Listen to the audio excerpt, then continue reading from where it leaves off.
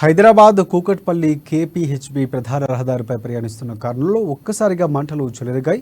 KPHB police station కూతవేటు దూరంలో ప్రమాదం సంభవించింది. కారులో నుంచి ఒక్కసారిగా మంటలు రావడంతో కారు పక్కకు ఆపి కారులో నుంచి ప్రయాణికులు దిగిపోయారు. దీంతో ప్రాణాపాయ నష్టం తప్పింది. స్థానికులు కారు ఇంజన్లో మట్టిపోవడంతో మంటలు అదుపులోకి వచ్చాయి. ఈ ప్రమాదం కారణంగా జేఎన్టీ నుంచి కేపీహెచ్బీకి వెళ్లే ప్రధాన రహదారిపై భారీగా ట్రాఫిక్ జామ్ ఏర్పడింది.